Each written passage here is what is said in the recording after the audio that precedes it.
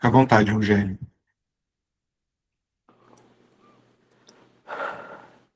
Irmãs e irmãos, encarnadas, encarnados e desencarnados, todos os presentes. Eu gostaria de pedir a Deus, a Jesus, autorização para iniciarmos o nosso estudo dessa segunda-feira. Segunda-feira, para mim, importantíssima, 27 de abril de 2026, depois de Cristo. O dia que eu estou completando 68 anos de idade.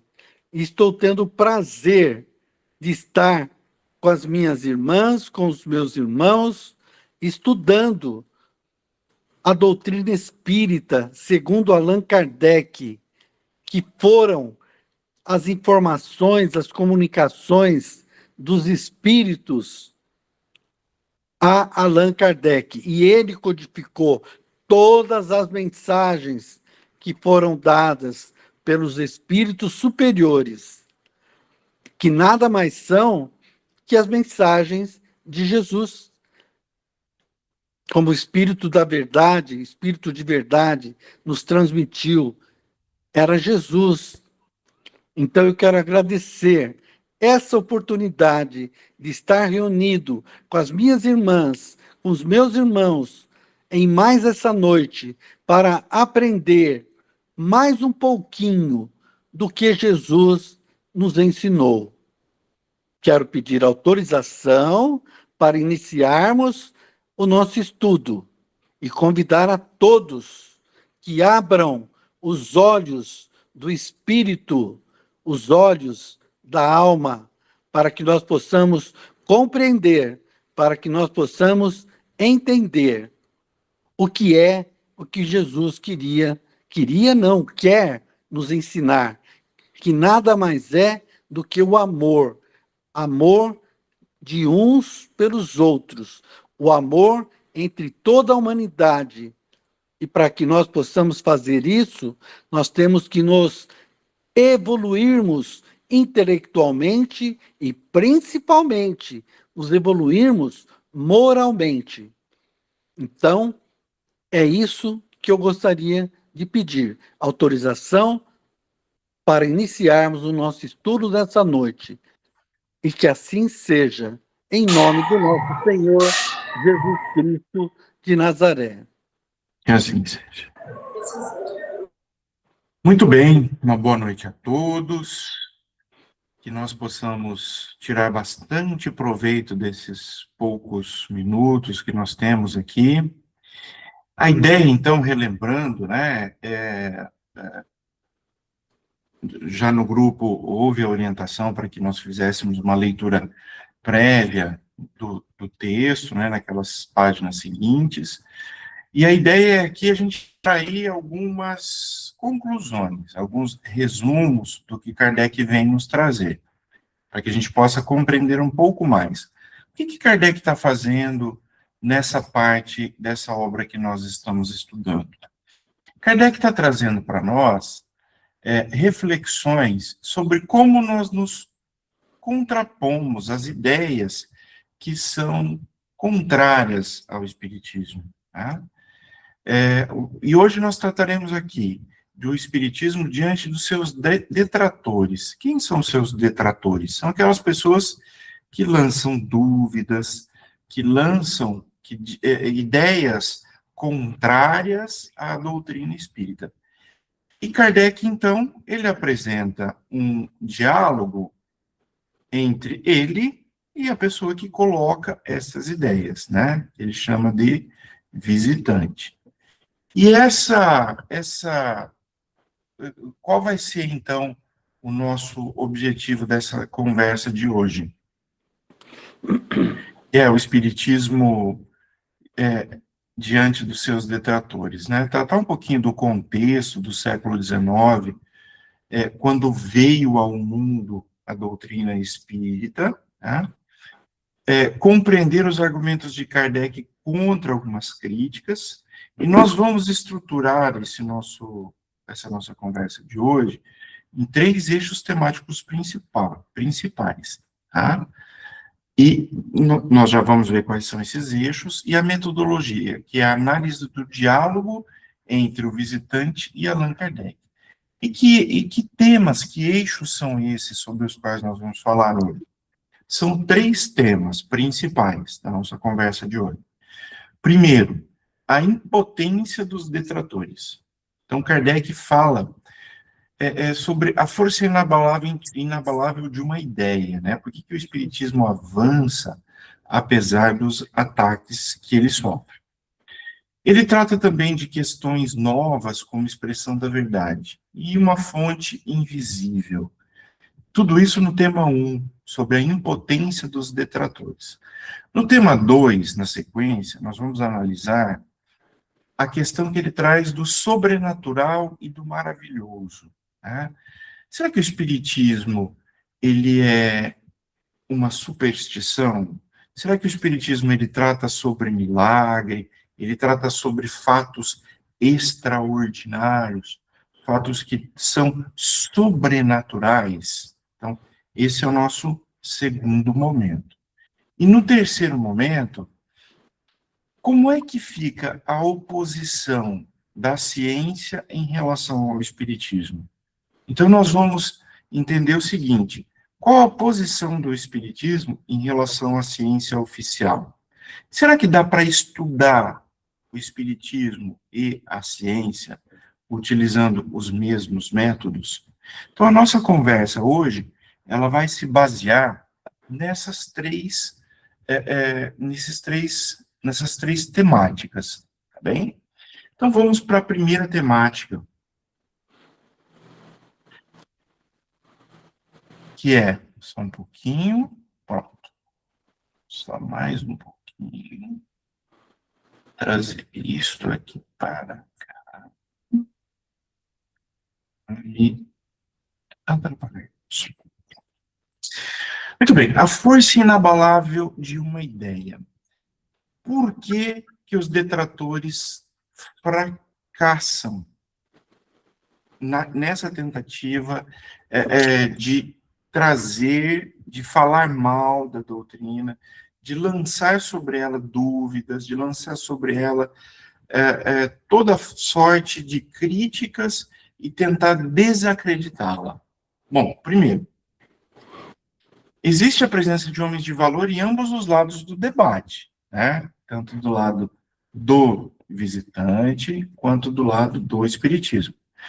E o espiritismo, ele também conta com intelectuais e estudiosos. Né? Por quê? Qual é o fato peremptório que contra esse não há nenhum tipo de argumento válido? Ninguém consegue deter o espiritismo, apesar do poder oficial. Por que que Kardec traz essa colocação? E vamos relembrar que no século XIX, nós tínhamos lá a religião oficial. Qual era? A católica, né? Religião católica.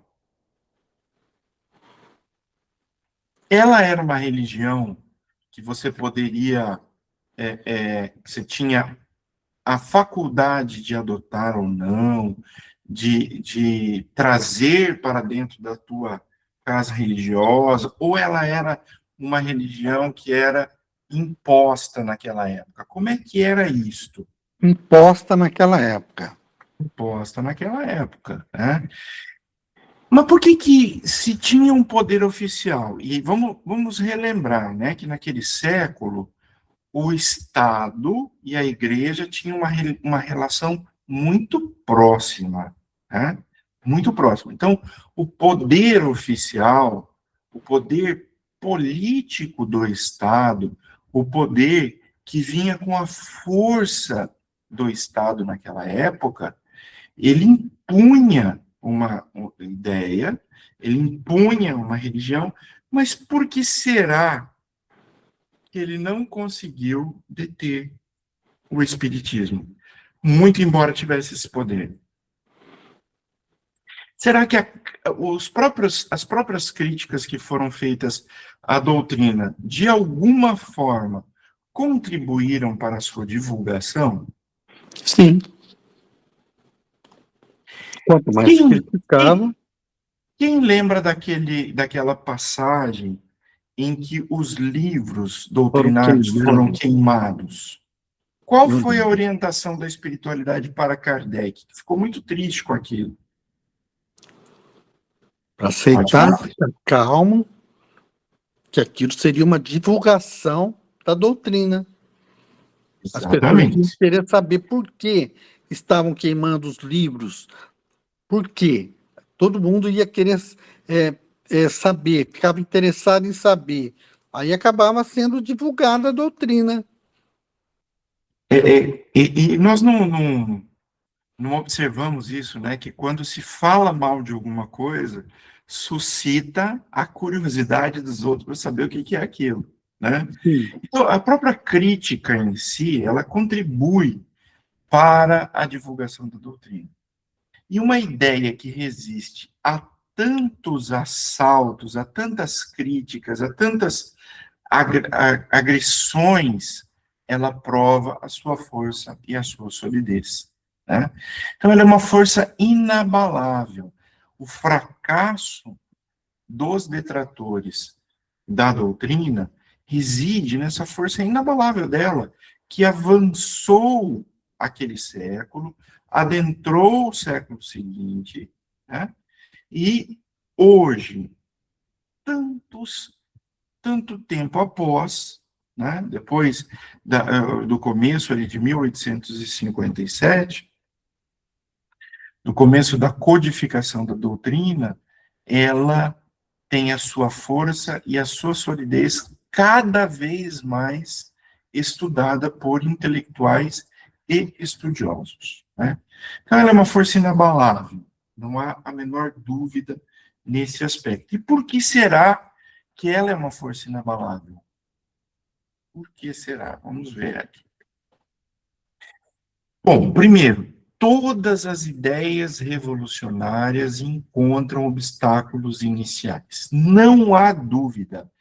A história traz isso para nós. Né? Com o Espiritismo, com a doutrina espírita, não seria diferente. Por quê? Porque essas ideias, quando elas chegam para fazer uma revolução, elas vão gerar lutas contra interesses, elas vão gerar prejuízos e abusos, lutas contra os interesses, os prejuízos e os abusos que são estabelecidos. Mas, quando essas ideias estão nos desígnios de Deus, nada as pode deter. Por que, que a doutrina espírita não pode ser detida? Por que, que a doutrina espírita não pode ser colocada dentro de uma caixa, né, por meio de um poder estatal ou de um poder religioso da época? Porque ela é uma doutrina humana, Não. Ela foi orientada pelos espíritos superiores. mas ela é a Inclusive, doutrina de Kardec.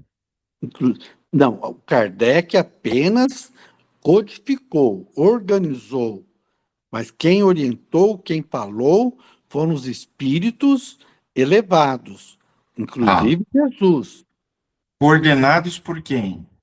por Jesus. Jesus. Né? Então, assim, essa é uma doutrina, e a diferença está aqui. Não é uma doutrina que nasce do mundo. É uma Do homem, doutrina né? que nasce do plano espiritual. E é uma doutrina que nasce do plano espiritual, que vem para nós por intermédio de uma pleiade de espíritos elevados, né? E essa pleiade de espíritos coordenados pelo próprio Cristo interpretam a vontade de Deus. Ou seja, é como se esses espíritos coordenados pelo Cristo fossem os médiums de Deus e traduzem para nós as ideias de Deus. Então, a partir deste momento, nós entendemos que nada pode deter essa doutrina. Por quê?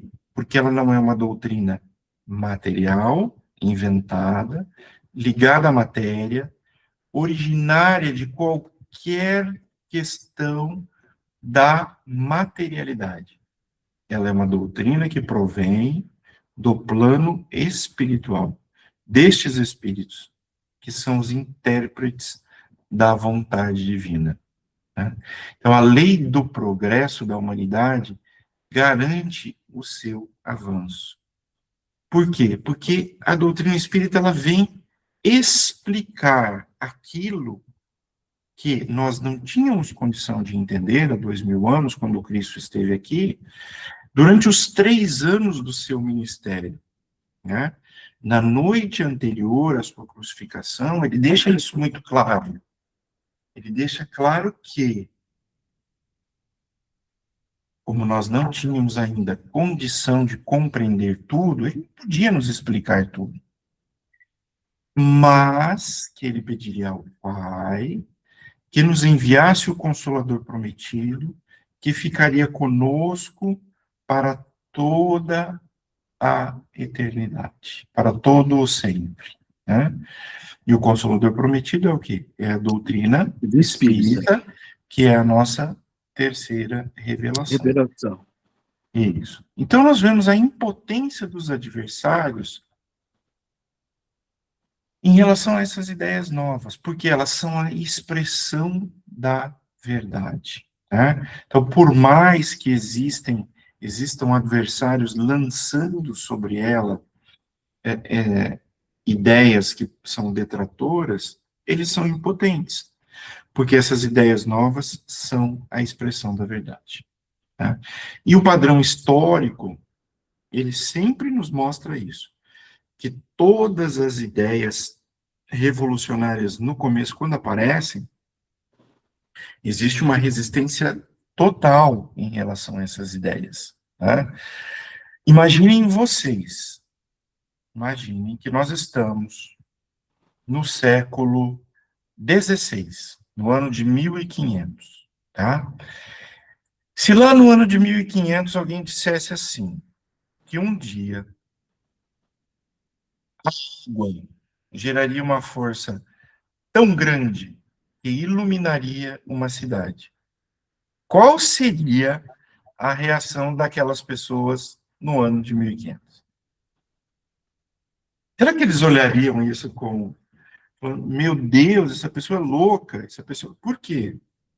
Porque seria uma ideia tão revolucionária naquela época que as pessoas não tinham condição de entender, condição de saber como que isso poderia se processar, e tudo geraria a negação dessa ideia. Né? Então, a ciência negaria essa ideia, como negou, com muita tranquilidade. Por quê?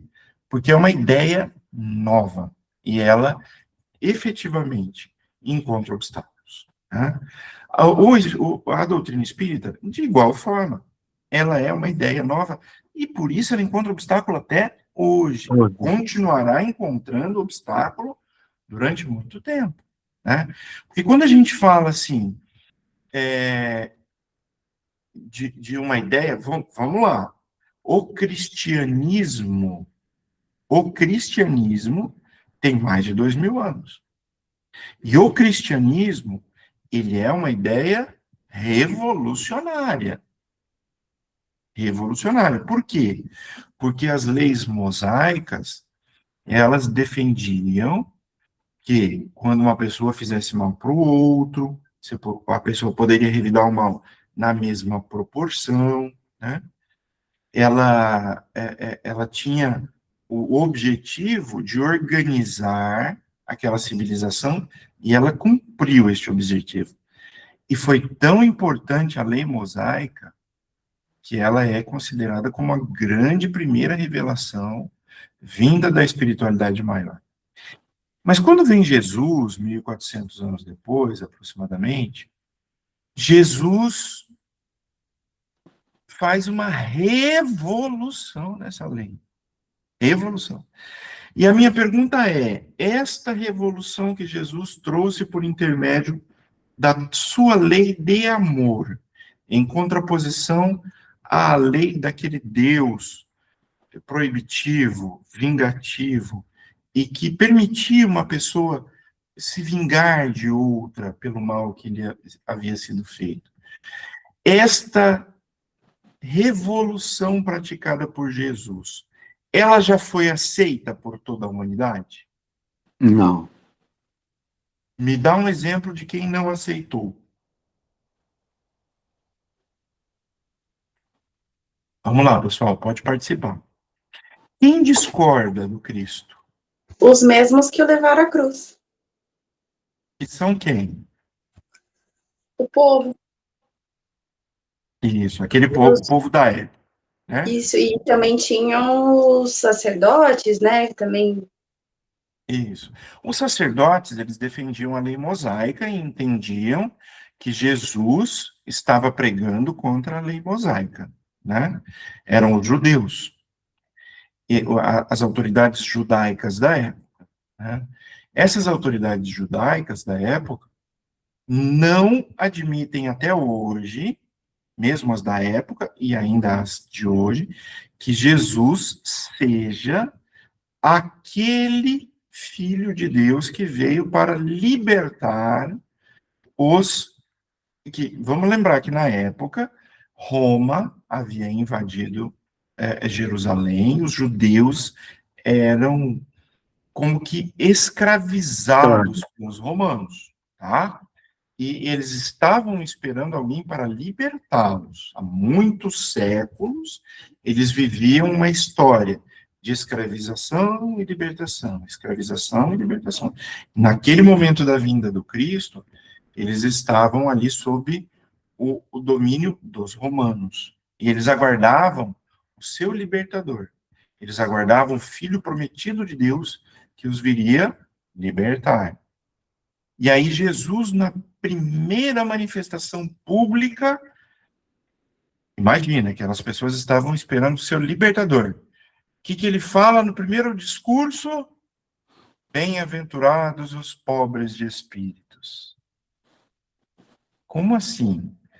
Então ele começa, quando ele fala de pobres de espírito, de humildade, de amor e de caridade, aquelas autoridades que esperavam alguém para libertar aquele povo do jugo romano, com violência, de acabar com os romanos, com toda a violência, eles entenderam, não é esse. E até hoje, eles mantêm esse entendimento. Então, Jesus, ele traz uma revolução na lei mosaica, que até hoje ainda não foi compreendido por uma boa parte da humanidade, né? Então, vamos lá. Se as ideias do Cristo ainda não foram compreendidas, 1857 anos depois, o que nós vamos ter da ideia do Espiritismo? Menos ainda, né? Então, vamos perceber, são ideias revolucionárias que efetivamente encontram obstáculos para serem aceitas, porque mudam toda uma ideia que vem sendo pregada de geração em geração. Tá bem? Até aqui, se alguém quiser interromper ou se manifestar, fique à vontade. E por que os detratores não conseguem destruir o Espiritismo?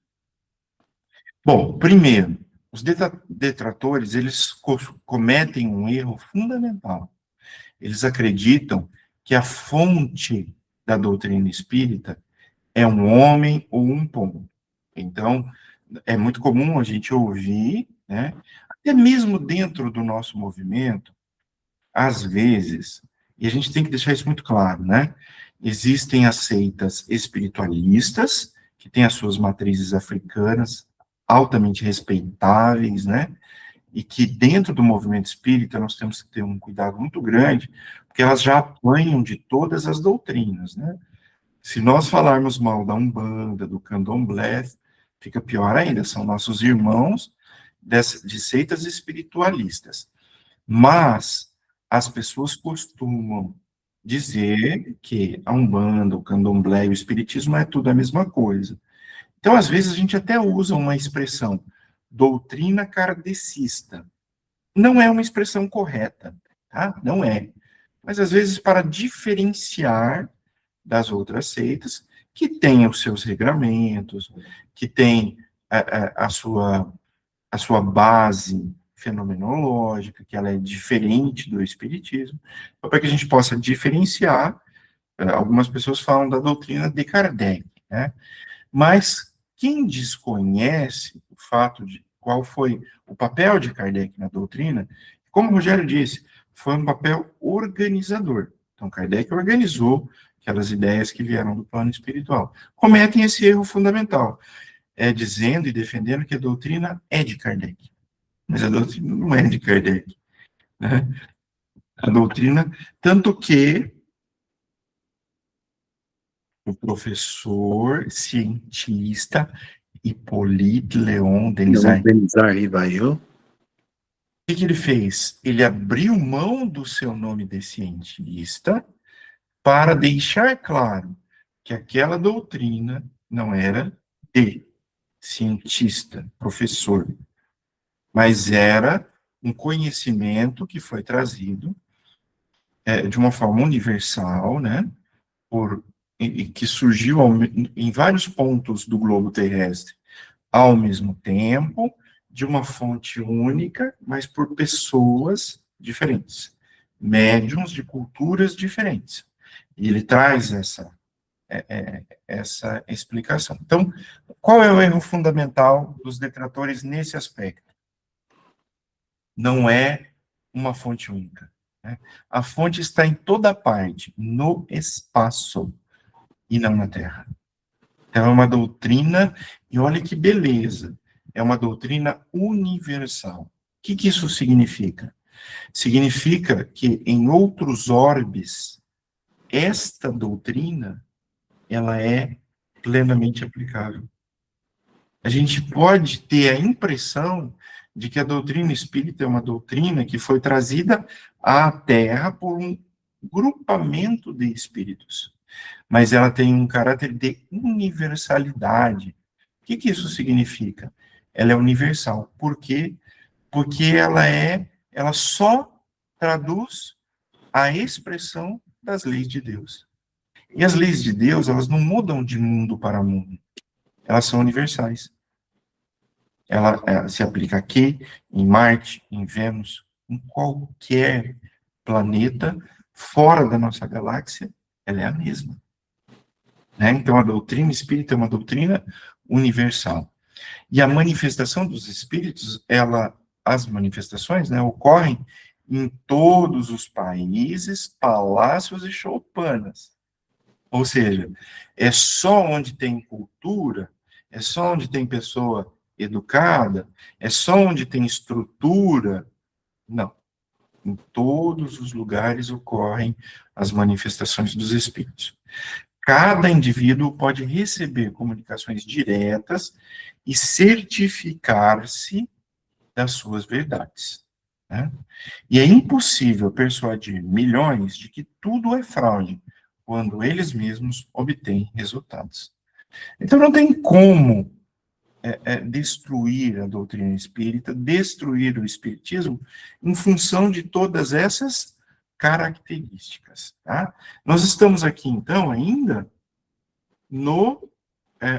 olhando sobre o primeiro aspecto, que é a impotência que os detratores têm em relação à desconstituição ou à destruição da doutrina espírita. Então, por todos esses aspectos, não tem como o espiritismo ser destruído. Passando agora ao segundo enfoque da nossa conversa aqui hoje, nós vamos analisar esses diálogos sob um aspecto do maravilhoso e do sobrenatural. Tá? Será que doutrina espírita trata de milagre? Quando Jesus esteve na Terra, a gente ouve dizer que Jesus fez muitos milagres. Milagres, né? Será que fez? Jesus fez milagres? Jesus, ele agia de forma sobrenatural? O que Jesus fazia estava acima do que é natural? Não.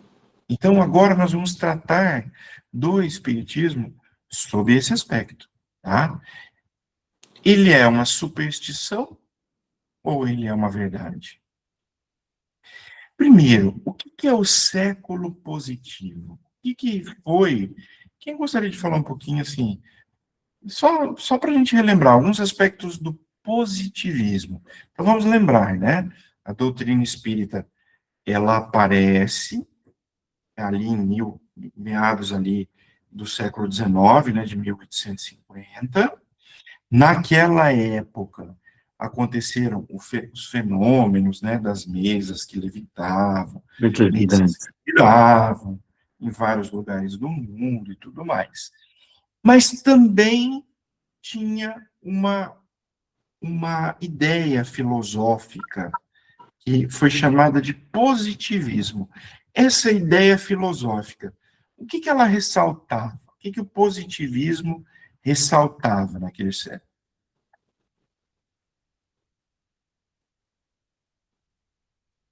Podemos pensar alto, sem maiores preocupações com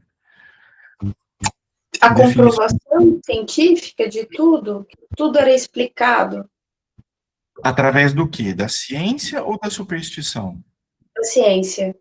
Da ciência. Então, foi um século que essa ideia veio chamar a atenção das pessoas para a ciência. Por quê? Antigamente, as pessoas... será que alguém na história, né? Nós conhecemos alguém na história que tenha morrido, tenha perdido a sua vida, que tenha desencarnado, por trazer uma ideia que fosse contra a ideia religiosa? Será que tem? Tem alguns que tiveram que tomar cicuta ou acabaram, né, sendo assassinados por causa da ciência. Porque eles entendiam, eles tinham uma ideia, eles conseguiram enxergar um princípio científico que se chocava com a religião, né? Então, coisa simples, por exemplo, a Terra é redonda. A Terra gira em torno do próprio eixo. A Terra gira em torno do Sol. Né? São ideias que a religião não admitia, eram consideradas ideias hereges, e as pessoas, quando não abriam mão dessas ideias, o que acontecia? Elas eram condenadas à morte. Né? Isso aconteceu com Sócrates, por exemplo, que teve que tomar veneno por defender as suas ideias científicas. Mas aí vem essa mudança. Será que essa mudança no século XIX foi só coincidência? O que vocês acham? Será que em 1850, quando o mundo tinha em Augusto Comte um filósofo que propunha que a ciência deveria ser observada na definição das coisas e não a religião, será que isso foi uma coincidência? Por que será que essa ideia e a doutrina espírita surgiram ao mesmo tempo? O que vocês acham?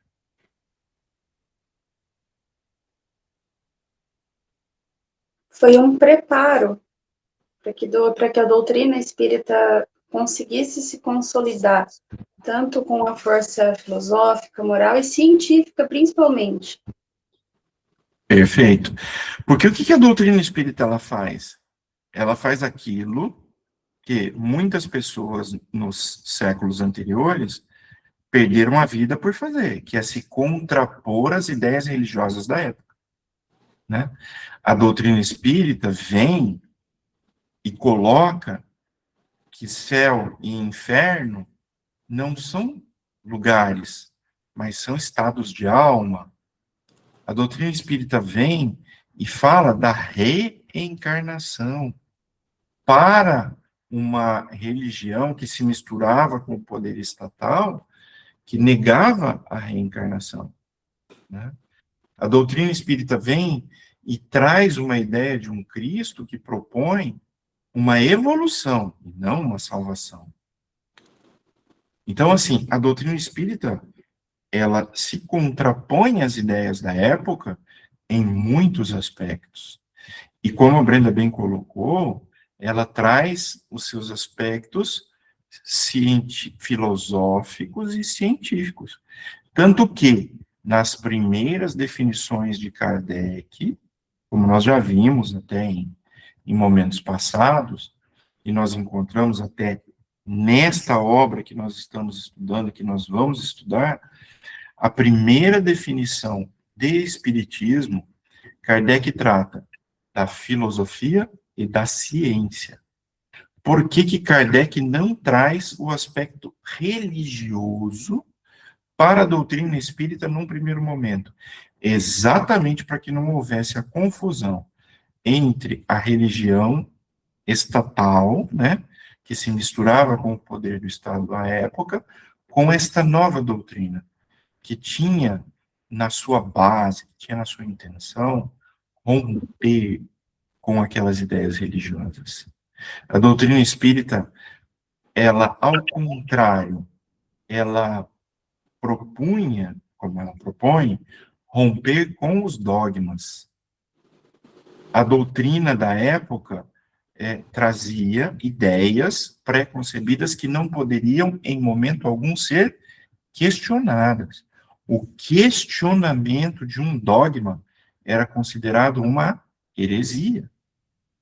E a doutrina espírita propõe exatamente o contrário. Questionem, pensem, usem a razão. Né? A doutrina espírita, o que ela faz? Ela propõe a abertura do espírito. Ela propõe que o espírito inteligente saia da caixa, pense fora da caixa, que é o contrário do que os dogmas fazem, né? Ele obriga você a aceitar uma verdade que é inquestionável. Então, nós observamos que, como nada é por acaso, esta ideia filosófica também aparece nesse século.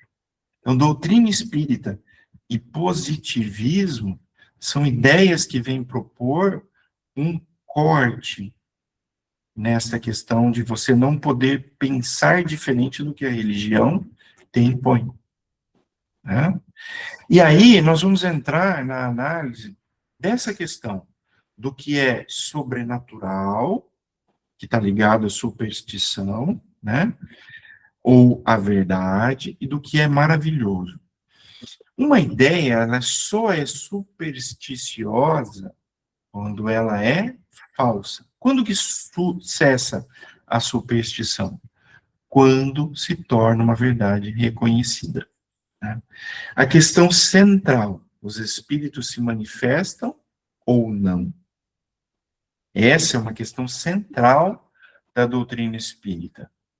Isso é uma superstição ou isso é um fato? Será que essa superstição ela vai se tornar uma verdade reconhecida pela doutrina espírita? Bom, então, ela não pode ser taxada de superstição, o espiritismo, antes de ficar provado que não existem espíritos. Né? E se nós contrapusermos a razão aos fatos, ambos os lados invocam argumentos válidos. Né? Superstição ou verdade? O espiritismo ele vem trazer verdade, ele vem lançar luz sobre ideias falsas, sobre superstições. E aí ele vem explicar o seguinte: positivismo, ciência e espiritismo são aliados, não são adversários. Tá? Por quê? Porque o espiritismo esclarecido, ele destrói ideias supersticiosas, não as perpetua. Então, nós tínhamos algumas ideias supersticiosas até então. A partir do momento que a doutrina espírita vem explicar, como Jesus nos disse, né? Vem explicar o que é uma superstição, do que é real, essa realidade, ela faz com que essa superstição, ela não se perpetue, né? E ela mostra o que há de real ou falso nas crenças populares. Então, tinha muitas crenças populares, como há até hoje, inúmeras. Vou falar aqui de uma crença popular, tá? Que a doutrina espírita vem explicar. Por exemplo, amuletos, né? Os amuletos, durante toda a história da humanidade, que acreditou que amuletos pudessem ter sorte, proteção, não é verdade? E a doutrina espírita está muito claro isso no livro dos médiuns, que não existe nada que seja exterior à vontade do espírito que tenha algum efeito nesse sentido. Então, a superstição cai, ela deixa de ser superstição. E aí a doutrina espírita traz uma realidade em relação a essa questão, por exemplo, que eu trouxe aqui como exemplo dos amuletos. O Iana, à vontade. Meu computador está um pouco lento. É. Você consegue me ouvir? Nossa, eu queria fazer um comentário, Oswaldo, sobre essa questão do conto, né? Que a gente tem que...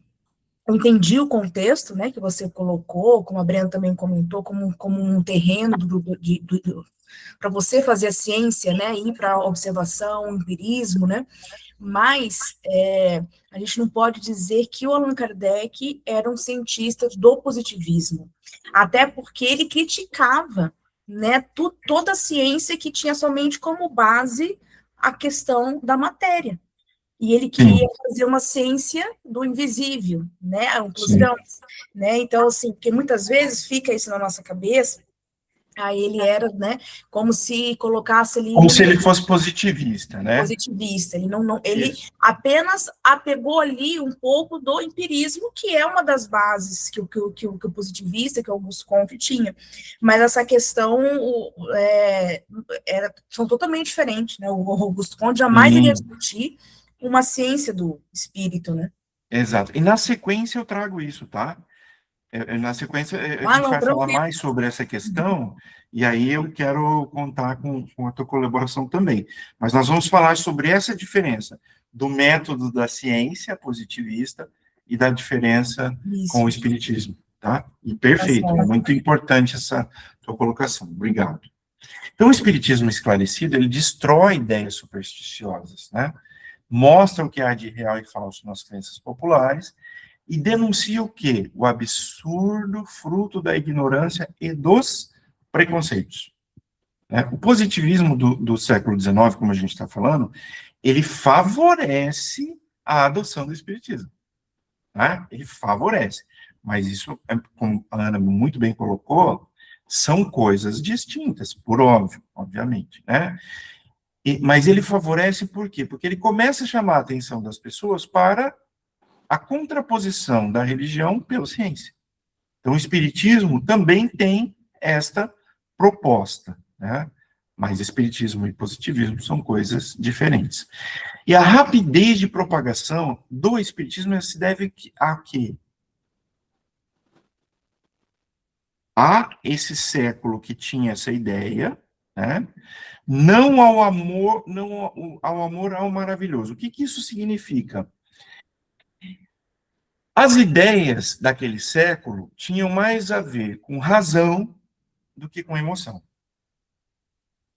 Com razão do que com uma fé que não fosse uma fé raciocinada. Kardec, ele traz o quê? A ideia do raciocínio em contraposição à ideia pronta. Né? Ele não quer ideias prontas, ele quer ideias contestáveis, ideias que possam ser contestadas. Então, o espiritismo esclarecido, ele diz, não, eu acho que esse aqui eu já passei, né? Tá. Tá. Então, só para a gente fechar esse aspecto que é o segundo do tripé da nossa aula, que é o maravilhoso e o sobrenatural. A doutrina espírita, ela vem esclarecer que nada há de sobrenatural. Nada há de maravilhoso. E onde a gente vê isso? Por exemplo, em A Gênese, quando Kardec analisa os milagres de Jesus. Quando Kardec analisa como eram feitos os milagres. Né? Quando a doutrina vem e nos explica, com base em tudo o que os espíritos nos trouxeram, ela nos explica o quê? Que os espíritos superiores, os espíritos que, quando alcançam a perfeição, eles manipulam o quê? A matéria. Eles têm poder sobre a matéria. Jesus, o poder que Jesus tinha e tem, né? Sobre a matéria, ele é diretamente proporcional ao quê? A evolução que ele atingiu. Aí alguém poderia dizer o seguinte, muito bem, é só o Cristo? A gente pode manipular algum aspecto da matéria? O que vocês acham? Acho que sim. Será, Rogério?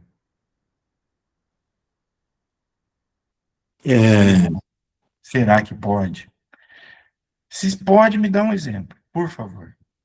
Eu não sei se, por exemplo, no caso do magnetismo humano, o espírito encarnado recebe da espiritualidade maior as energias e consegue ajudar outros espíritos encarnados a se equilibrar as suas energias através dos chakras.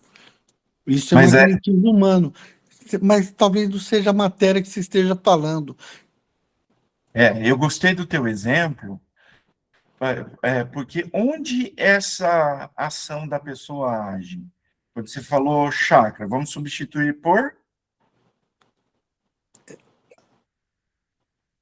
O Kardec fala um outro termo semelhante a chakra. Até na aula passada, a Ana Carolina falou. Ai, meu Deus, fugiu. Contribui aí, Brenda. Centros de força? Centros de força, isso. Muito obrigado, Brenda. Esse Centro centro de de força fica onde? Das mesmas posições do chakra. Coronário, frontal, laríngeo, Não, está aqui. tudo correto o que vocês estão falando. Mas onde é que tudo isso está localizado? No nosso corpo físico. Será?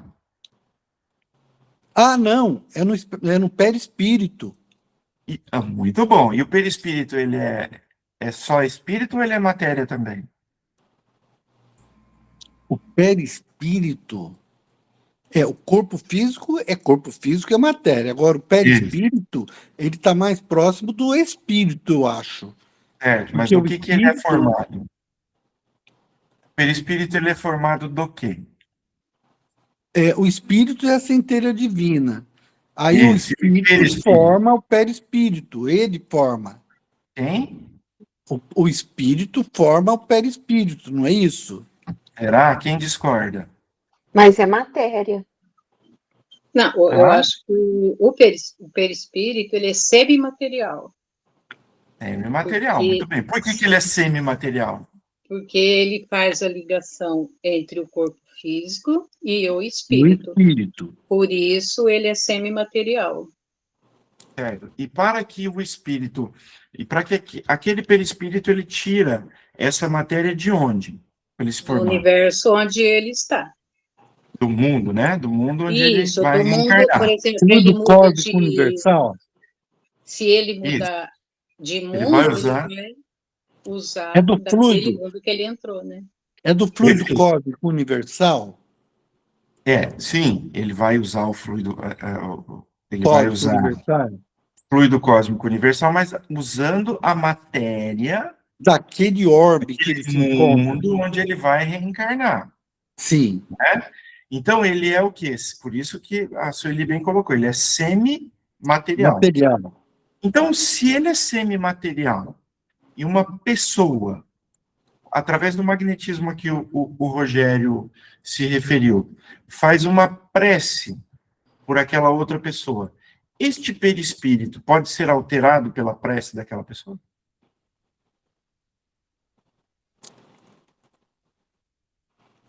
Olha, Com certeza, Hã? com certeza. Com certeza. Por que que Jesus respondeu quando os apóstolos perguntaram para ele assim: Senhor, por que que o Senhor tira os espíritos, cura as pessoas e nós não? O que que Jesus respondeu a essa pergunta? será que era questão da fé? De pouca fé? Nós temos pouca fé e por isso nós não conseguimos realizar os milagres que Jesus realizou? Mas ele falou que a gente poderia fazer isso ou que a gente não poderia? Poderia, nós poderíamos, nós poderemos, aliás, nós poderemos fazer isso. Poderemos ou podemos? Nós podemos atualmente, Por que que a poderemos gente no não futuro, faz? que é da pouca fé que nós temos, E por que que nós temos pouca fé? que a gente duvida da nossa capacidade Porque a gente acha que tudo isso é o quê? sobrenatural. Sobrenatural. E é? Não, Percebe? Percebe então que o espiritismo ele faz a gente concluir, ele faz a gente concluir que nada é sobrenatural. Tudo é uma questão de você conhecer como as coisas funcionam. A partir do momento que o espírito encarnado, nós, né, que nós conhecemos como as coisas funcionam, a gente para de achar que existem milagres. A gente para de achar que nós não podemos fazer nada para mudar uma realidade material. Não, nós podemos.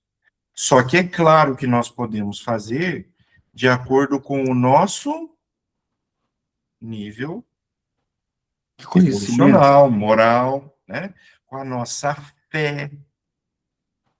Por que que oração de pai e mãe para filhos é tão poderosa? O que que a gente coloca ali?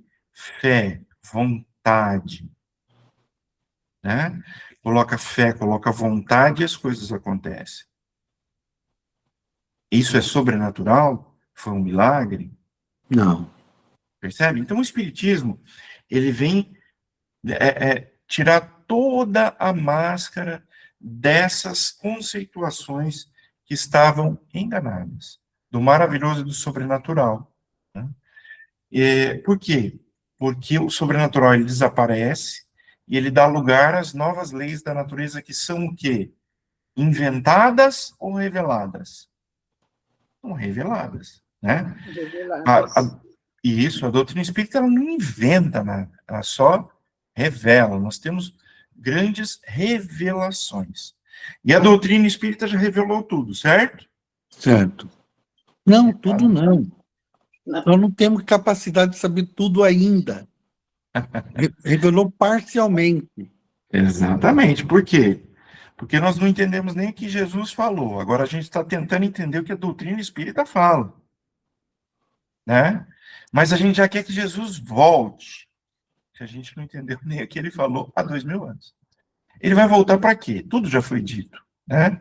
Por ele e explicado pela doutrina espírita, que é considerado o quê? O cristianismo Rede vivo.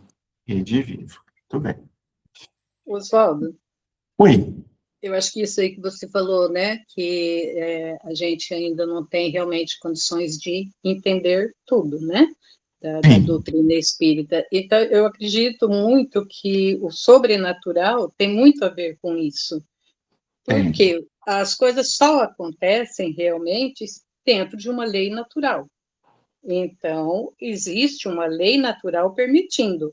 Mas nem Exato. sempre essa lei natural é conhecida por nós, mas ela Sim. existe. Ela existe. E esses dias eu vi um exemplo muito assim fácil da gente entender do eletromagnetismo.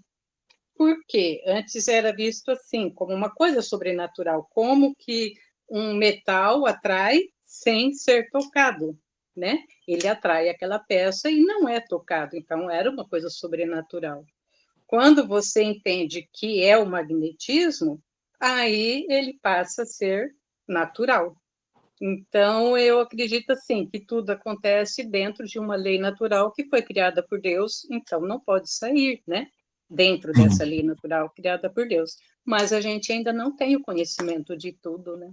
Eu acredito muito Muito nisso, bem né? colocado. E isso, Eli, ainda dentro disso que você está colocando, mesmo dentro do movimento espírita, tá?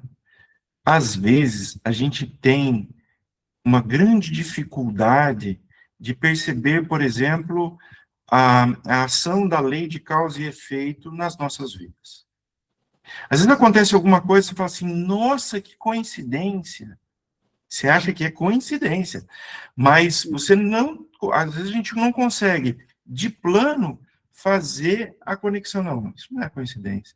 Isso aconteceu porque é uma atuação da lei de causa e efeito. Né? Eu vou me permitir dividir com vocês um fato que aconteceu comigo há poucos dias. Eu fui a Curitiba de carro, fui sozinho, voltei sozinho, materialmente falando, né? Mas eu tenho no meu carro o Sem Parar, que é um adesivo que permite com que nos pedágios você passe direto pelas cancelas, sem ter que parar para fazer o pagamento ali. Muito bem, fui a Curitiba, na Conferência Espírita, em março. Voltando da conferência, passei o primeiro pedágio, passei o segundo, chegando perto de Ponta Grossa, eu fui passar no pedágio, a cancela baixou e não permitiu que eu passasse. Atrás de mim vinha um caminhão, eu liguei o pisca-alerta, o caminhão parou, né? Ficou ali me ofendendo, a moça do pedágio veio, eu falei, ó, o problema não é comigo não, é com a tua cancela aí, ó. Aí falei pro motorista do caminhão também e tal. Aí ela veio, demorou um pouquinho ali e tal, mas resolveu, mas nos atrasou, tá? Aquela parada ali, ela nos atrasou. Eu fui, a cancela abriu, ela viu que o problema não era comigo, foi embora. O caminhão se distanciou um pouco de mim. Logo na sequência tinha uma família. Um carro parado no acostamento e uma família.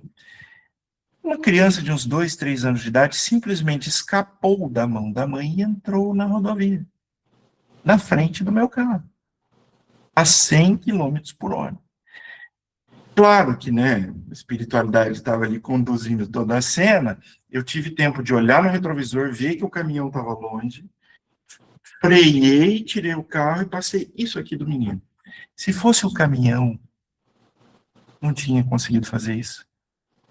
Então, percebam, na hora eu levei um susto, falei, meu Deus, como é que essa família está tão desatenta e tal. Mas na hora, depois que eu fui pensando em como tudo aconteceu, que eu fui entendendo que aquilo ali era uma manifestação divina para que a vida daquela criança não fosse retirada, né? Para que nem eu me complicasse, nem o motorista do caminhão, nem aquela família, nem aquela criança. Mas na hora, você não tem aquela plena convicção. Simplesmente aconteceu. Aí o que eu pensei? Nossa, que família desatenta, como é que não cuidou do menino, como é que deixou isso acontecer e tal. Demorou a cair a minha ficha. Então a gente não tem, na hora que as coisas acontecem conosco, a gente não tem essa capacidade interpretativa ainda que a doutrina espírita nos oferece de entender que nada é por acaso. Nada é por acaso e nada é sobrenatural. Né? Tudo tem uma razão de ser. Então, a doutrina espírita, ela vem e nos explica isso. Mas a gente ainda demora um pouquinho a entender. Né? Muito bem, agora vamos para o terceiro tripé da nossa conversa aqui, que é a oposição da ciência, né? Então, nós temos lá o diálogo do visitante com Kardec, que traz elementos aí de oposição da ciência. Ele fala, mas inicialmente ele diz que todos os sábios são contra o espiritismo. Isso é um erro comum.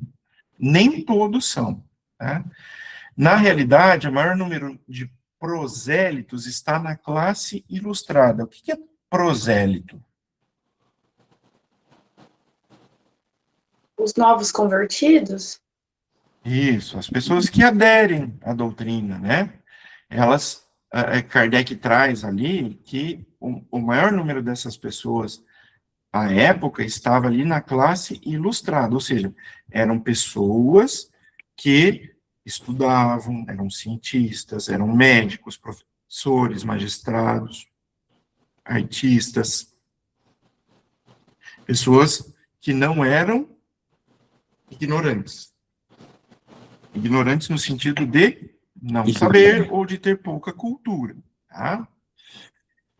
Confunde-se erroneamente sábios com ciência oficial e corpos constituídos, ou seja, o espiritismo ainda não adquiriu, Kardec traz essa frase, né, que eu fiz questão de deixar, direito de cidade na ciência oficial. O que Kardec quis dizer com isso? Kardec quis dizer que o espiritismo ainda não tinha sido aceito pelas autoridades da época. Tá? Então, existia ali uma confusão. Não é porque ele não era aceito que ele não tinha a sua validade filosófica e científica, né? E até porque a realidade, ela vai muito além da ciência oficial. Não há a menor dúvida nesse sentido. Se a ciência nunca se enganasse, sua opinião teria grande peso. Será que nós já vimos erros históricos de enganos da ciência? O que vocês acham? O que você acha, Brenda? Já, eu não diria talvez erros, mas assim, são novas alternativas que aparecem tentando mostrar que não era o que estavam pensando anteriormente. Perfeito. E Kardec traz aqui um exemplo da época, que é muito interessante, que foi apresentado a Napoleão a ideia do vapor. E Napoleão, então, determinou a época que os cientistas da época, né, que se reuniam nos institutos de ciências, estudassem a ideia do vapor. E eles disseram que aquilo era uma utopia. Então, vejam bem, a ciência da época disse que aquilo era uma utopia. O que demonstram o quê? Aquelas pessoas eram os sábios. E que esses sábios não são infalíveis. Não são infalíveis. As sentenças não estão isentas de apelação. O que isso significa? Que o conhecimento que às vezes ele é defendido pela ciência em um determinado momento da história, ele está equivocado, ele está errado. Né? Então, a ciência se engana. Ciência material. A ciência, aí sim, ligada à ideia do positivismo. Esta ciência ligada à ideia do positivismo, que é a ciência da matéria. Essa se engana. Mas a ciência do espírito, não. A ciência que provém desse conjunto de conhecimento, ele não se engana. Pode até não nos esclarecer tudo. Por exemplo, no livro de André Luiz, Evolução em Dois Mundos, tem uma passagem muito interessante, que André Luiz, ele fala o seguinte, ele explica para nós, né? Ele explica que nesse momento evolutivo, nós precisamos reencarnar como homem ou como mulher, para ter a experiência dos dois gêneros. Mas que conforme o espírito vai atingindo um grau de purificação e já tem dentro dele grafados as duas experiências, ele não precisa mais, ele não se definirá mais como masculino ou feminino. Mas é muito interessante que André Luiz diz o seguinte: mas nem eu consigo entender como é isso. Percebe? Ele conhece a ideia, mas nem ele, que está no plano espiritual, tem ferramentas para entender como é isso. Então, olha só, a evolução de André Luiz, né? Depois que ele chega, que ele retorna do plano espiritual, se debruça ali nos estudos, passa pelos departamentos que ele passou estudando uma coisa ou outra, e angaria conhecimentos, e traz para nós, né, a série André Luiz aí, com todos esses ensinamentos que mesclam ciência, filosofia e religião, ou seja, tripé da doutrina espírita, nem ele tinha condição de entender como é isso. Outra coisa que nós não temos condição de entender, a real natureza de Deus. E se nós não temos como entender a real natureza de Deus, nós também não temos ainda a ferramenta para entender como algumas leis que são divinas funcionam. Por exemplo, como é que funciona a lei de causa e efeito em algumas situações? Por que num determinado acidente, vamos imaginar, teve um acidente que foi fatal, né? Dois carros se chocaram. Se aqueles dois carros quisessem fazer aquilo de propósito, não tinha jeito. Porque um segundo a menos que eles deixassem de estar ali, já não ia se chocar. 2 segundos. Mas por que eles estão naquele mesmo tempo, naquele mesmo momento? Por que as pessoas desencarnam naquele acidente? Como é que funciona o mecanismo da lei de causa e efeito? Como é que funciona essa questão de a gente receber aquilo que a gente oferece? A gente sabe que é assim. A gente sabe que se a gente... boa noite, Vanderlei. Se a gente oferece, pensa, faz, vibra o bem, a gente recebe o bem. Com o mal, né, da mesma forma. Mas como é que essa lei se processa? Quem que coordena isso? Como é que é essa contabilidade? A gente ainda não tem condição de entender isso, né? Então, nós não temos ferramenta evolucional, neurológica, para compreender esses fenômenos, tá bem? Então, a ciência, o positivismo, né, como a gente já falou, ele vem e chama para a atenção da humanidade para a ciência material, que naquele momento se contrapunha à ideia da religião. A doutrina, e isso, claro, que beneficiou a divulgação da doutrina espírita, mas qual a diferença entre a ciência do positivismo com a ciência do espiritismo? Uma é a ciência da matéria e outra é a ciência do espírito. Tá? Ajuda? Claro que ajuda. Mas são a mesma coisa? Em hipótese alguma. Né? Aí reside a diferença. A ideia é se contrapor aquelas ideias impostas pela religião, mas em relação à matéria, e não em relação à ciência do espírito. É esta a ideia da doutrina espírita. Outro aspecto que Kardec traz em relação à oposição da ciência é que a ciência não pode julgar tudo. Ninguém pode ser bom juiz naquilo que está fora da sua competência. Então, Kardec ele traz alguns exemplos é muito interessante. Ele fala, olha, nós não confiamos tarefas a profissionais fora da sua especialidade. Então, por exemplo, se você quer construir uma casa, você não vai contratar o quê? Um médico. Se você quer compor uma música, você vai contratar o quê? Um artista, e não um pedreiro, um pintor, né? Por quê? Porque nós não confiamos tarefas a profissionais fora da sua especialidade. As ciências comuns, que é a ciência da matéria, que é a ciência sobre a qual trata o positivismo, né?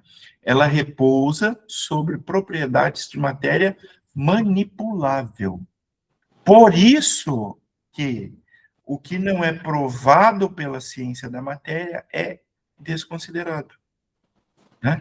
Então, o que está a diferença entre a ciência espírita e a ciência material?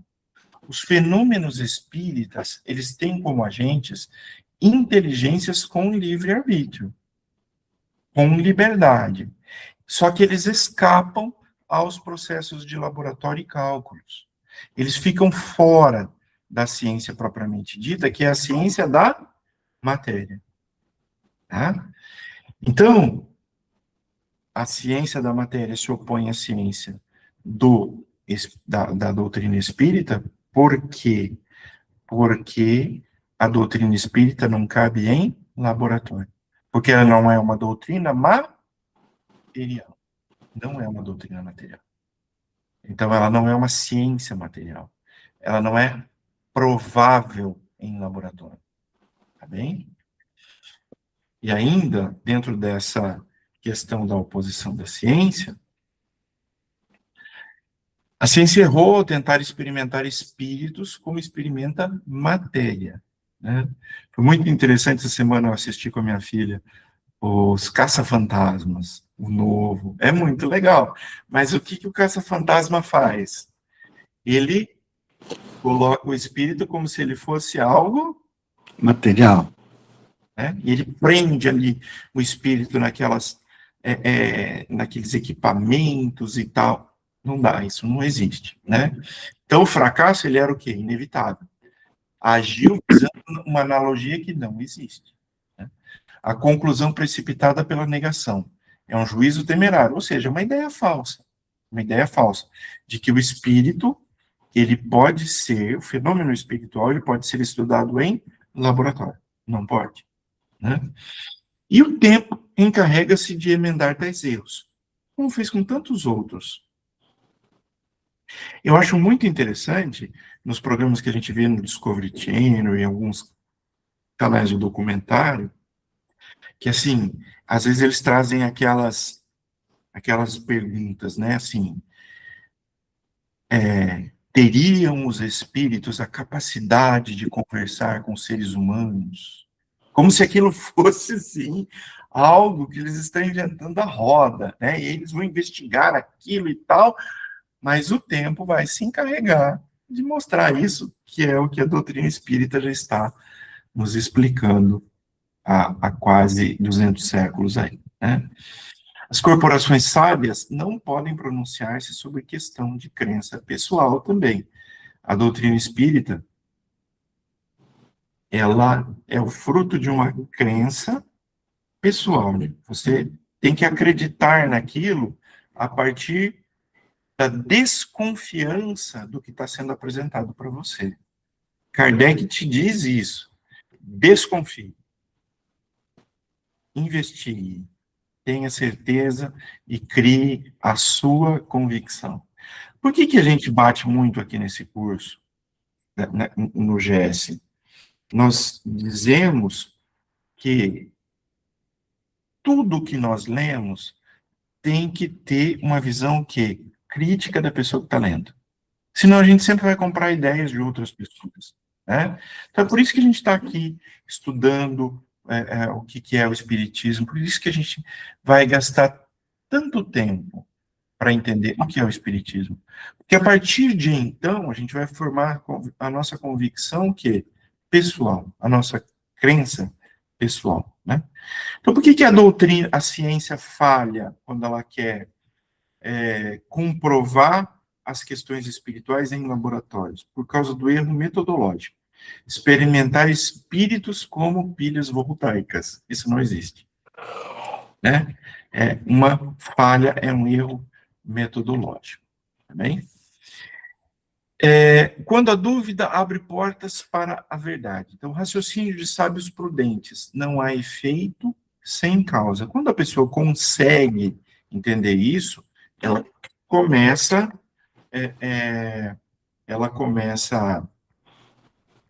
a entender, na sua essência, a doutrina espírita. Efeitos vulgares podem conduzir à solução de problemas difíceis, né? Exemplo, Newton e a maçã, Galvani e as rãs. Os fenômenos das mesas não é mais ridículo que a dança das rãs. Mas a generalidade do fenômeno, ele não é ilusão ou farsa, pois deu a volta ao mundo, né? O fenômeno das mesas girantes. Ele deu a volta ao mundo, ele aconteceu em vários lugares do mundo naquela época, naquele século, né? E era... O que era a generalidade do fenômeno? Porque em lugares diferentes o fenômeno era o mesmo. Bem?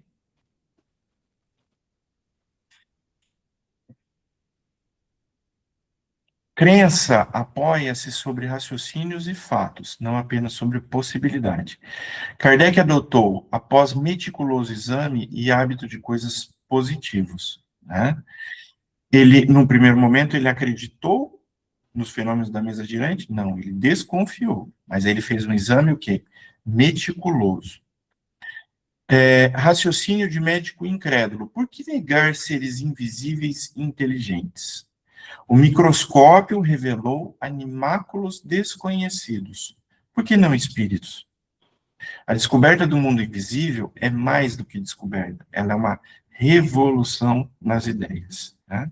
Então, o fundamento da crença, raciocínio e fatos observados no mundo inteiro, né? Antiguidade e universalidade. O espiritismo, ele não é criação moderna, não é criação moderna. É muito interessante, que a gente não tem muito tempo aqui, mas eu vou dizer rapidamente. É muito interessante quando a gente pega os livros, e aí a Ana Carolina tem muito mais propriedade para falar sobre isso, né, por conta da formação filosófica dela, mas quando a gente lê os filósofos que são estudados hoje, é como se a gente estivesse lendo a doutrina espírita.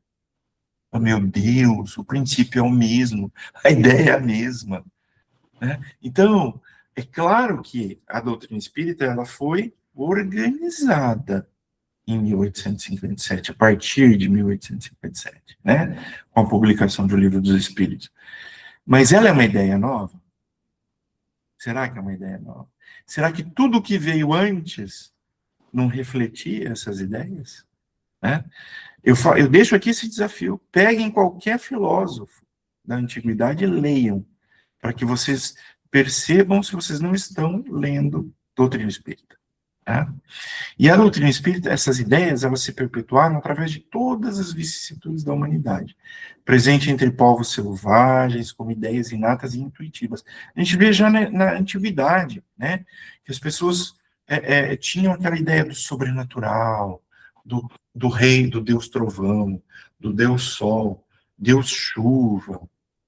Tudo isso vem, só que esses antigos, eles não conheciam tão bem, conheciam bem ou melhor que nós essas ideias, né? Mas ensinado com precauções misteriosas, abandonado no lamaçal da superstição. Então, elas eram ideias que vinham passando de geração para geração como lendas, né? Mas sempre ligadas ao que era sobrenatural. Os fatos espontâneos e provocados, evidências universais, né? Então, nós temos visões, aparições, ruídos, movimentações de objetos, efeitos insólitos antes tidos como sobrenaturais, hoje simples. Hoje eles são explicados, né? Antigamente eles eram sobrenaturais. Tudo se submete às leis imutáveis da natureza. As leis da natureza regem tudo que antes não era explicável, hoje é. Então, fatos provocados, obtidos por intermédio de médiums. E a universalidade das manifestações desmente detratores e confirma os princípios. Né? E o que é a universalidade das manifestações? O que é a universalidade da ciência espírita, da doutrina espírita? Kardec, ele colocava o mesmo fato para ser analisado por médiums de lugares do mundo diferentes. E a resposta era o quê? A mesma. Tá? Então, por isso é um conhecimento que ele tem uma característica de universalidade. Então, só para a gente rever aqui, só um pouquinho.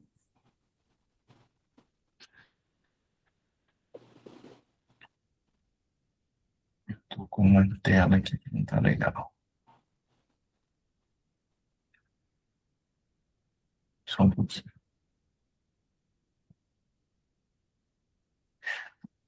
Mudou o jeito de passar o slide ou não? Ou vocês continuam vendo?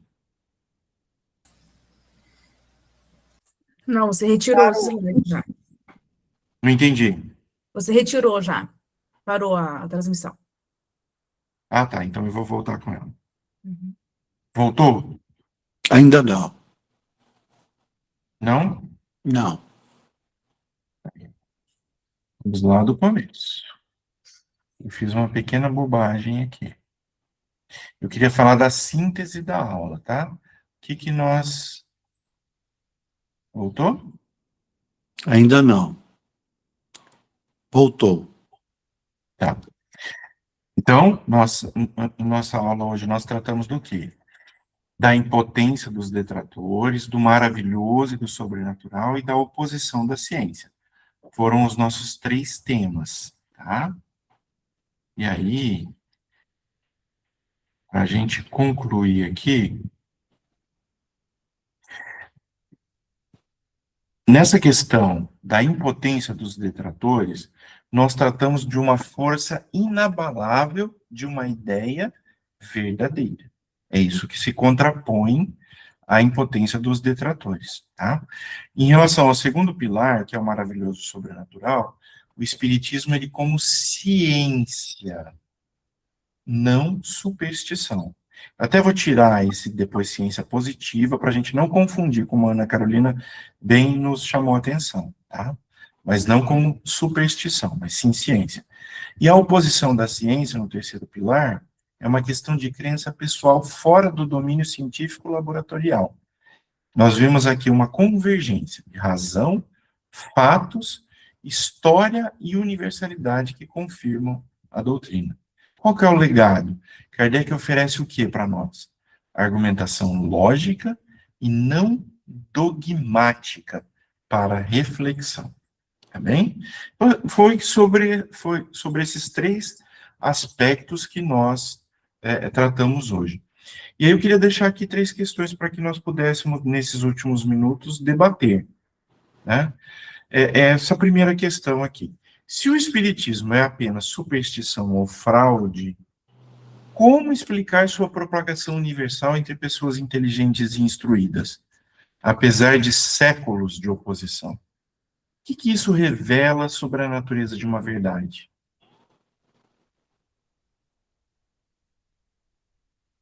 O que a propagação universal entre pessoas inteligentes e instruídas revela sobre a natureza de uma verdade? O que vocês acham? Vamos participar. Eu já falei demais. Como explicar sua propagação universal entre pessoas inteligentes e instruídas, apesar de séculos de produção? O que isso revela a natureza de uma verdade? Será que revela que ela tem conteúdo ou não? Sim, tem conteúdo. Tem muito conteúdo. Tem muito conteúdo. E ela é atrativa para quem pensa ou ela provoca que a gente fique dentro da caixa? ela instiga a nossa inteligência, ou é uma doutrina que te apresenta as coisas prontas e impede com que você pense? Muito pelo contrário, nós temos que pensar muito, muito, muito. E é por isso que nós estamos estudando aqui. Isso. Então, será que é por isso que ela se propagou, que teve uma propagação universal? Possivelmente, né? A segunda questão, Kardec argumenta que a ciência não pode julgar o espiritismo porque este envolve inteligências com livre-arbítrio, não matéria manipulável, né? Você concorda que existem domínios do conhecimento que escapam ao método científico tradicional? Será que tem? Os fenômenos espíritas. Os fenômenos. Não é nada de dentro de um laboratório que você pode medir, que você pode pesar, né? Que segue toda a metodologia científica. Escapa, ele vai para outro lado, mas não que não seja científico também. Isso. O método de comprovação é diferente, né? O método não é o tradicional. Perfeito. E considerando os exemplos históricos de descobertas científicas rejeitadas, né? Vapor, eletricidade, microscópio. Como devemos equilibrar o ceticismo saudável com a abertura para novas possibilidades? O que Kardec nos ensina sobre humildade intelectual?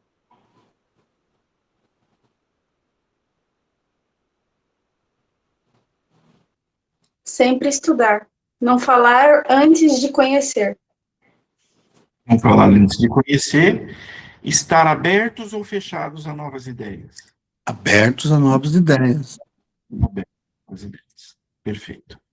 É isso, né? Então, essas questões aqui para a gente depois pensarmos sobre.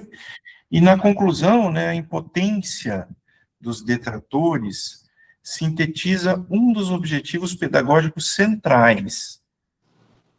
É o espiritismo. É libertar o pensamento humano da dupla escravidão do dogmatismo religioso e do materialismo científico. Olha que importante isso, tá? Qual é um dos principais objetivos pedagógicos do espiritismo? Libertar o pensamento humano do dogmatismo religioso e do materialismo científico. Kardec, ele não pede uma fé cega, mas sim uma fé o quê? Raciocinada. Raciocinada. Isso. Baseada em observação, lógica e humildade intelectual. A verdadeira força do espiritismo não reside em autoridades ou instituições, mas na capacidade de cada indivíduo verificar pessoalmente os fatos. A doutrina espírita não é uma doutrina que se centra em pessoa, nem em Kardec, né? Nem em Kardec. Mas na capacidade de cada indivíduo verificar pessoalmente os fatos. Isso explica porque nenhum poder oficial conseguiu deter o espiritismo na sua marcha. Sua fonte não está em um ponto, mas em toda parte, porque não há lugar em que os espíritos não se possam manifestar. Assim, Kardec nos ensina que a verdade não teme o exame, que a ciência genuína é humilde e que a inteligência verdadeira reconhece os limites dos seus próprios métodos. O espiritismo, portanto, não é superstição nem fraude. É a expressão natural de leis ainda desconhecidas por maior parte da humanidade, aguardando apenas observadores sérios, desprevenidos e corajosos o suficiente para questionar as certezas estabelecidas. Bem? Então, nessa conclusão aqui, eu tentei trazer um pouquinho de cada uma das partes que a gente viu na noite de hoje. Tá? Agradeço demais a paciência de todos, já passei 1 minuto do tempo regulamentar e devolvo a palavra aí à Ana, se ela quiser fazer algum acréscimo, alguma colocação. Tudo ok, Oswaldo. Obrigada pelo estudo. Tudo ok. Tá bem. Pessoal, só lembrando daquilo que a gente sempre fala, né? Isso é um resumo, são ideias que a gente traz aqui, mas nada substitui a leitura individual. Um dia a gente vai ter que sentar e ler Kardec, todos nós. Até para dizer o seguinte, eu discordo disso que o Oswaldo colocou. Eu discordo disso que a Ana falou. Eu disso que o autor tal escreveu. Né? A gente formar, nós precisamos formar a nossa própria convicção. Tá bem? Se ninguém tiver nenhuma dúvida, nenhuma colocação, nós poderemos partir para o nosso encerramento. Alguém? Não? Posso pedir para você, Carol, então, fazer a nossa prece final? Obrigado. Então, vamos fechar nossos olhos, elevar nossos pensamentos, agradecer por estarmos mais uma vez aqui reunidos, para aprender um pouco mais da doutrina espírita, à luz de Kardec. Pedir hoje em especial, né, pelo aniversário do nosso colega Rogério, que ele tenha mais um ano iluminado pela frente. Agradecer por todas as bênçãos e que assim seja. Que assim seja. Muito obrigado, uma noite abençoada a todos. Que nós possamos continuar estudando, porque depois que a gente dorme, nossos espíritos têm uma grande atividade, né? A gente é espírito durante 24 horas por dia. Então, que a gente possa ter esse desejo, pedir isso ao nosso mentor espiritual, ao nosso anjo de guarda, e ele proteja as nossas experiências ao longo da noite, para que elas também sejam produtivas, né? E que a gente possa ter uma boa semana e na semana seguinte darmos continuidade ao nosso estudo. Muito obrigado a todos, uma excelente noite e semana. Boa noite a todos, Deus abençoe a todos. Boa noite, Que pessoal. assim seja. Boa Um noite grande a todos. abraço, meu amigo Rogério. Até mais. Boa noite. Obrigado. Parabéns, Rogério. Gratidão a Parabéns. todos. Gratidão a todos. Obrigado.